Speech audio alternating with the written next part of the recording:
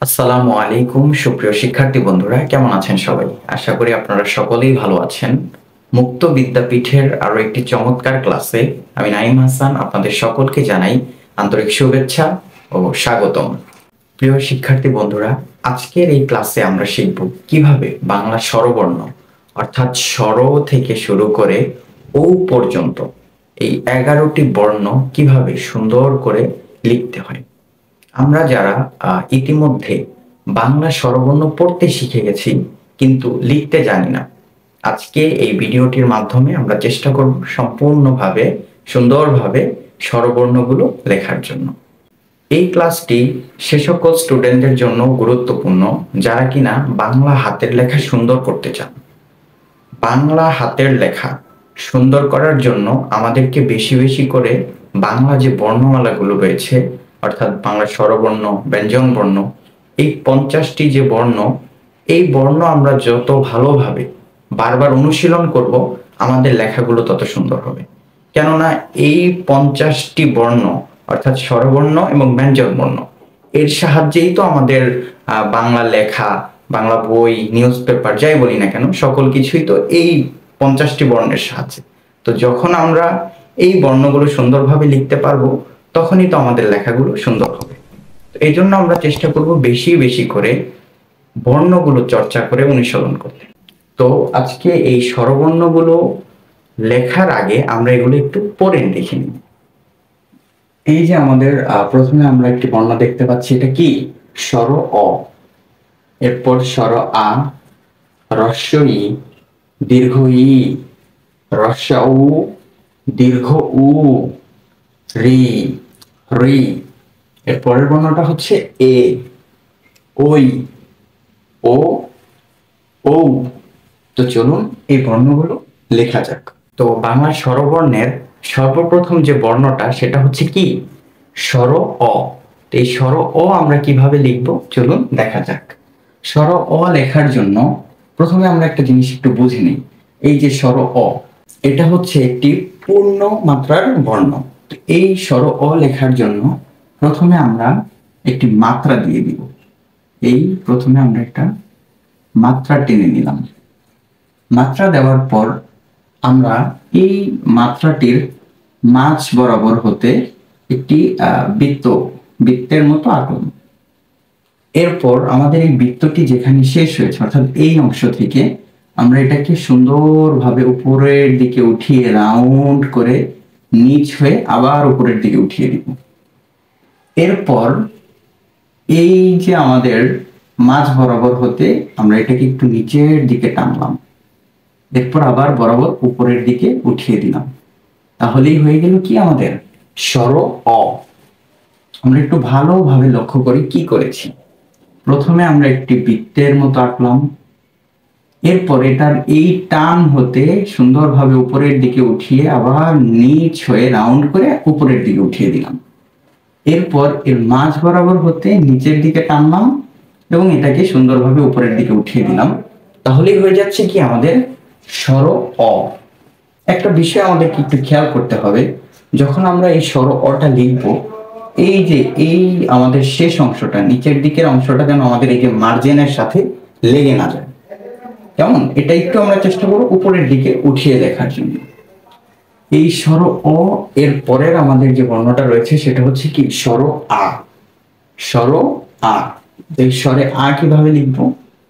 আমরা যদি স্বর অ লিখতে পারি ভালোভাবে তাহলে আমরা স্বর আও লিখতে পারবো। স্বর আ লেখার জন্য ওই স্বর অ এর মতো প্রথমে আমরা একটা কি মাত্রা দিয়ে নিলাম, যেহেতু এটাও একটি পূর্ণ মাত্রার বর্ণ। তো এখন এই মাঝ বরাবর থেকে আবার সুন্দরভাবে একটি বৃত্ত এঁকে নিলাম। এরপরে এই যে বৃত্তটার যেখানে শেষ হয়েছে এর এই টান ধরে এখানে সুন্দরভাবে উপরের দিকে উঠিয়ে আবার রাউন্ড করে উপরের দিকে উঠিয়ে দিলাম। এখন এর মাঝ বরাবর হতে আবার নিচের দিকে টানলাম। এখন এটাকে আমরা সুন্দরভাবে উপর থেকে টেনে দিলাম। এই হয়ে গেল আমাদের কি? স্বর অ। কিন্তু লিখবো কি আমরা? স্বর আ। এখন এই স্বর অ এটাকে যদি আমরা স্বর আ বানাতে চাই তাহলে কি করব? এটার পাশে আরেকটা আকার দিয়ে দিব। এই হয়ে গেল আমাদের স্বর আ। এটা কি স্বর আ। স্বর অ লিখতে পারলে স্বর আ লেখাটা খুবই ইজি। প্রথমে আমরা একটি বৃত্ত এঁকে নিলাম, এরপর এটা টান ধরে উপরে হতে এটাকে সুন্দরভাবে নিচের দিকে রাউন্ড করে নামিয়ে আবার উপরে উঠিয়ে দিলাম। এরপর এর মাঝ বরাবর হতে নিচের দিকে টানলাম এবং এটাকে সুন্দরভাবে উপরের দিকে উঠিয়ে দিলাম এবং এর সাথে একটি আকার দিয়ে দিলাম।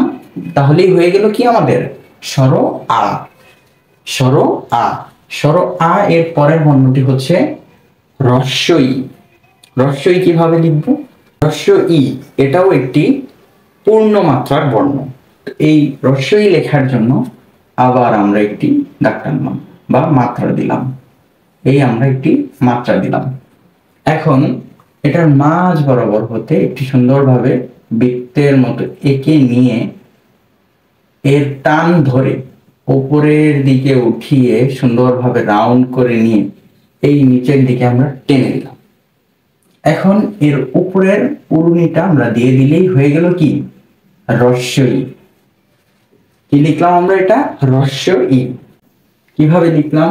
প্রথমে সুন্দর করে একটি বৃত্ত আঁকলাম, এরপর এটা টান ধরে উপরের দিকে উঠিয়ে গোলাকার করে এরপর আবার আমরা নিচের দিকে নামিয়ে দিলাম এবং সর্বশেষে উপরের উড়ুনিটা আমরা এভাবে দিয়ে দিলাম। হয়ে গেল কি হ্রস্ব ই। এই হ্রস্ব ইর পর আমাদের বর্ণ হচ্ছে দীর্ঘ ই। দীর্ঘ ই কিভাবে লিখব? দীর্ঘ ই এটাও একটি পূর্ণ মাত্রার বর্ণ। তো আমরা প্রথমে মাত্রাটা দিয়ে নিলাম। মাত্রা দেওয়ার পর আমাদের কাজ হচ্ছে আবার একটি বৃত্ত আঁকলাম, এই লিখলাম একটি বৃত্ত। এখন এটার এই টান ধরে এই নিয়ে এটাকে নিচের দিকে নামিয়ে উপরে উঠিয়ে আবার নিচের দিকে নামিয়ে দিলাম। প্রথমে সুন্দর করে একটি বৃত্তের মতো আঁকলাম, এরপর এই বৃত্তের অংশটা আমরা যেখানে শেষ করেছি এখান হতে উপরের দিকে উঠিয়ে আবার রাউন্ড করে নিচের দিকে নামালাম, এরপর আর এভাবে উপরের দিকে উঠিয়ে দিলাম, এরপর ওখান হতে আবার সুন্দরভাবে নিচের দিকে নামিয়ে দিলাম অ্যাঙ্গেল করে এবং এর উপরেই যদি আমরা একটি উড়ুনি দিয়ে দিই তাহলেই হয়ে যাচ্ছে কি দীর্ঘ ই। এটা কি দীর্ঘ ই। আমরা কিভাবে লিখলাম আরেকবার একটু হাত ঘুরিয়ে দেখানো যাক।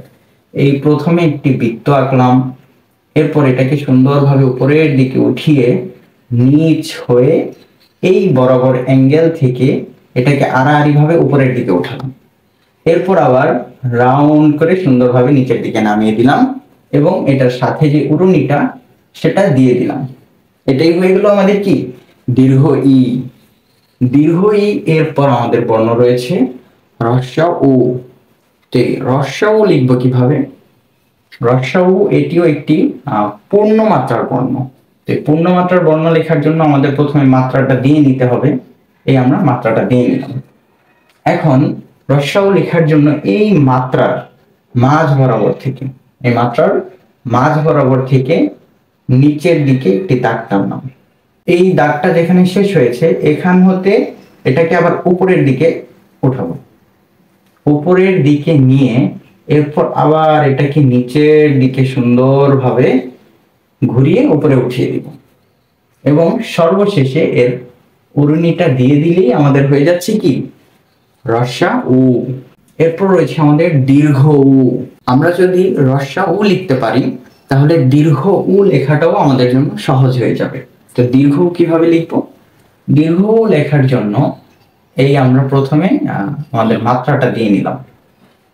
মাত্রা দেওয়ার পর এই মাত্রার মাঝ বরাবর হতে নিচের দিকে আমরা একটি দাগ টানলাম, এরপর উপরের দিকে এটাকে উঠালাম। এখন এই উপরের শেষ অংশ থেকে নিচের দিকে রাউন্ড করে ঘুরিয়ে উপরের দিকে উঠিয়ে দিলাম। এখন এটার যদি এই উড়ুনিটা আমরা দিয়ে দিই তাহলে এটাকে কিসের মতো দেখায়? হ্রস্ব উ এর মতো দেখায়। এখন আমাদের কি লিখতে হবে? দীর্ঘ উ। দীর্ঘ লেখার জন্য জাস্ট এটার যেখানে আমাদের এই দাগটা শেষ হয়েছে এটার ঠিক পাশ থেকে আমরা যদি এভাবে আরেকটু ফাঁকা রেখে এই দাগটা উঠিয়ে দিই তাহলেই হয়ে যাচ্ছে আমাদের দীর্ঘ উ। কিভাবে লিখলাম? প্রথমে একটা দাগ দিলাম, এরপর এখান থেকে উপরের দিকে উঠিয়ে সুন্দরভাবে গোলাকারের মতো করে উপরের দিকে উঠিয়ে দিলাম। এরপর এর পাশে এই একটি আমরা চিহ্ন দিয়ে দিলাম। এরপরে সর্বশেষে উরুনিটা দিয়ে দিলেই হয়ে যাচ্ছে আমাদের দীর্ঘ উ। এখানে এই হ্রস্ব উ এবং দীর্ঘ উ এই দুটোকে পার্থক্য করেছে কোন চিহ্নটা? এই যে এক্সট্রা যে একটা আমরা দাগ দিলাম বা একটি চিহ্ন আঁকলাম, এই যে হ্রস্ব উ এর পাশে, এটাই মূলত আমাদের হ্রস্ব উ এবং দীর্ঘ এর মধ্যে পার্থক্য রচনা করেছে। দীর্ঘ উ এর পর আমাদের যে বর্ণটি রয়েছে সেটা হচ্ছে রি। তো আমরা এই রি লিখবো কিভাবে, চলুন দেখা যাক। রি এই বর্ণটি হচ্ছে অর্ধমাত্রা যুক্ত একটি বর্ণ। তো এই রি লেখার জন্য এই জন্য আমরা প্রথমেই কি মাত্রা দিব না। তো রি লেখার জন্য আমরা প্রথমে এই উপরের অংশ হতে এর মাঝ বরাবর পর্যন্ত একটি আড়াআড়ি ভাবে দাগ টানবো। এরপর এই আমাদের দাগটা যেখানে শেষ হয়েছে এর এই অংশ থেকে নিচের দিকে নামিয়ে দিব। এর নিচ অংশ হতে আমরা উপরের দিকে এটাকে আবার উঠিয়ে দিব। এরপর এই মাঝ বরাবর হতে নিচের দিকে একটু টেনে উপরে উঠিয়ে এর যে অর্ধমাত্রা আছে সেটা দিয়ে দিব। এবং সব শেষে এর এই উপরের মাঝ বরাবর হতে একটু উপরের দিকে টেনে এভাবে নিচের দিকে নামিয়ে গোল আকারের মতো একটি সুরের মতো এই চিহ্নটা দিয়ে দিলে আমাদের হয়ে যাবে কি রি। এটা আসলে সুর নয়, মানে বোঝার সুবিধার্থে অনেকে সম্বোধন করে থাকে সুর বলে। তো কিভাবে লিখলাম? প্রথমে আমরা আমাদের এই উপরের অংশ হতে নিচের দিকে মাঝ বরাবর নামাবো। এরপর এখান থেকে এটাকে সুন্দরভাবে আড়াআড়ি করে নিচের দিকে টানলাম এবং নিচ হতে উপরের দিকে উঠিয়ে দিয়ে মিলিয়ে দিলাম। এবং এই পাশের মাঝ বরাবর হতে নিচের দিকে টেনে আবার উপরে উঠিয়ে এর অর্ধমাত্রাটা দিয়ে দিলাম। সব শেষে এই যে আমরা সুরটা দিয়ে দিলাম, হয়ে গেল কি রি। কি লিখে ফেললাম? রি। রি এর পর আমাদের বর্ণ রয়েছে এ। এটা হচ্ছে কি মাত্রাহীন বর্ণ। এটা লেখার জন্য দেখুন কিভাবে লিখতে হয়। এটা লেখার জন্য আমরা এই প্রথমে এর মাঝ বরাবর হতে একটি বৃত্তের মতো নিয়ে উপরের দিকে উঠাবো। এরপর এই যেখানে আমরা এটাকে ছেড়ে দিলাম, এটার এই টান ধরে এখান থেকে সুন্দরভাবে একটু নিচের দিকে নামাবো। নিচের দিকে নামানোর পর এর শেষ অংশ হতে এভাবে উপরের দিকে উঠিয়ে আবার নিচের দিকে নামিয়ে এই দিয়ে দিব। তাহলেই হয়ে যাবে কি আমাদের এ। কি লিখে ফেললাম? এ। কিভাবে লিখলাম? প্রথমে আমরা একটি বৃত্তের মতো দিলাম। এরপর এই বৃত্তটা যেখানে আমাদের শেষ হলো সেই শেষ অংশ হতে টান ধরে আবার উপরের দিকে উঠালাম। এরপর এখান হতে রাউন্ড করে নিচের দিকে সোজা ভাবে নামালাম। এরপরে নিচ অংশ হতে উপরের দিকে উঠিয়ে মূলত একটা ঢেউ খেলানোর মতো। ঢেউ কি একটু আঁকা বাঁকা হয় না? তো দেখা গেল ওরকম ভাবেই উপরের দিকে উঠিয়ে আবার নিচের দিকে নামিয়ে উপরের দিকে উঠিয়ে দিলাম। তাহলেই হয়ে গেল কি এ। এ এরপর আমাদের বর্ণ রয়েছে ওই। ওইটা কিভাবে লিখবো? আমরা যখন এ লিখতে জানবো ওইটাও আমরা সুন্দরভাবে লিখতে পারবো। ওই লেখার জন্য আবার আমরা একটি বৃত্ত এঁকে নিলাম। এই আঁকলাম একটি বৃত্ত। এই বৃত্তটা ধরে একটু এটাকে উপরের দিকে উঠলাম। উপরের দিকে উঠিয়ে এর এই যেখানে আমাদের টানটা শেষ হলো ওখান থেকেই সুন্দরভাবে রাউন্ড করে নিচের দিকে আড়াআড়ি ভাবে নামিয়ে দিলাম। এরপর এর শেষ অংশ হতে এই শেষ অংশ হতে উপরের দিকে উঠিয়ে আবার নিচের দিকে একটু নামিয়ে উপরে উঠিয়ে দিলাম। তাহলে হয়ে গেল কি এ। এটাও এ, এটাও এ, কিন্তু আমরা লিখবো কি ওই। এখন এটাকে আমরা আলাদা করব কিভাবে বা ওই লিখবো কিভাবে? এখন এটার এই মাঝ বরাবর থেকে যদি আমরা এই উরুনিটা দিয়ে দিই তাহলেই হয়ে যাচ্ছে কি ওই। এটা হচ্ছে এ আর এটা হচ্ছে ওই। এই দুটোর পার্থক্য করলো কি এই উরুনিটা। কিভাবে লিখলাম? প্রথমে আমরা একটি বৃত্ত আঁকলাম, এরপর এর উপরের দিকে উঠিয়ে সুন্দরভাবে রাউন্ড করে নিচের দিকে নামানো। এরপর এর শেষ অংশ হতে উপরের দিকে উঠিয়ে আবার নিচের দিকে নামিয়ে উপরে উঠিয়ে দিলাম। সব শেষে এর উড়নিটা দিয়ে দিলাম। হয়ে গেল কি ওই। ওই এর পরের বর্ণ হচ্ছে ও। ও কিভাবে লিখবো? ও লেখার জন্য আমরা এই মাঝ অংশ থেকে আমরা একটি বৃত্তের মতো এঁকে সুন্দরভাবে এটাকে রাউন্ড করে উপরের দিকে উঠাবো। উপরের দিকে ওঠানোর পর টান ধরে এটাকে সুন্দরভাবে আবার নিচের দিকে নামিয়ে একটি ছোট বৃত্তের মতো এঁকে আবার ঘুরিয়ে এই উপরের দিকে উঠিয়ে দিব। তাহলেই হয়ে যাবে কি ও। কিভাবে লিখলাম? প্রথমে সুন্দরভাবে একটি বৃত্ত এঁকে নিলাম, এরপর এটাকে উপরের দিকে উঠিয়ে রাউন্ড করে একটি ছোট বৃত্তের মতো বানানো, মাঝখানে মাঝ বরাবর ছোট বৃত্তের মতো বানিয়ে আবার এটাকে সুন্দরভাবে ঘুরিয়ে নিচের দিকে নামিয়ে উপরের দিকে উঠিয়ে দিলাম। হয়ে গেল কি ও। ও এরপর আমাদের বর্ণ হচ্ছে ও। আমরা ও লিখতে যেহেতু শিখে গেছি, ওটাও লিখতে পারবো। কিভাবে লিখবো? ও লেখার জন্য সুন্দরভাবে মাঝ বরাবর হতে একটি বৃত্ত এঁকে নিলাম, এরপর এটাকে উপরের দিকে উঠিয়ে দিলাম। এখন এই উপরের অংশ হতে সুন্দরভাবে রাউন্ড করে নামাবো নিচের দিকে। এরপর এখান হতে আমরা একটি ছোট বৃত্তের মতো এঁকে আবার এটাকে ঘুরিয়ে নিচের দিকে নাম হতে উপরে উঠিয়ে দিই। উপরে ওঠানোর পর এখন এইটা ও, এটাও ওই দেখাচ্ছে, তাই না? এখন এটাকে কি বানাতে হবে? ও বানাতে হবে। ও বানানোর জন্য কি করব? এর এই মাঝ অংশ হতে একটি উপরের দিকে উড়নি উঠিয়ে দিব। তাহলেই হয়ে যাবে কি ও। এটা হচ্ছে ও, এটা হচ্ছে ও। তো আমরা চেষ্টা করব এই বর্ণগুলো ঠিক এভাবেই সুন্দরভাবে বারবার চর্চার মাধ্যমে প্র্যাকটিস করে সুন্দরভাবে লেখার জন্য। আমরা প্রথমে লিখবো, লেখার পর এগুলোর উপর সুন্দরভাবে আবার হাত ঘোরাবো। এই আমরা এভাবে হাত ঘোরানোর মাধ্যমে বারবার চর্চা করতে থাকবো, তাহলেই দেখবো যে একসময় আমরা সুন্দরভাবে এগুলো লিখতে পারছি। তো আমরা এই ক্লাসটির মাধ্যমে এর কৌশলটা শিখে নিলাম কিভাবে আমাদের লিখতে হবে। এখন আপনি আপনার মতো করে বারবার লেখার মাধ্যমে এটা নিজের মধ্যে আত্মস্থ করে নেবেন, গেঁথে নেবেন। তাহলেই দেখতে পারবেন এক সময় গিয়ে সুন্দরভাবে আমরা এগুলো লিখতে পারছি। তো আজকের ক্লাসটি এ পর্যন্তই। ক্লাসটি যদি একটু ভালো লেগে থাকে একটি লাইক, কিছু বলার থাকলে কমেন্ট, এবং স্যারের চ্যানেলে যদি নতুন হয়ে থাকেন প্লিজ সাবস্ক্রাইব করতে ভুলবেন না। আর আপনি যদি সাবস্ক্রাইব করে থাকেন ইতিমধ্যেই, আপনাকে অসংখ্য ধন্যবাদ। তো সকলের সুস্বাস্থ্য কামনায় আজকে এখানেই বিদায় নিচ্ছি। আল্লাহ হাফেজ।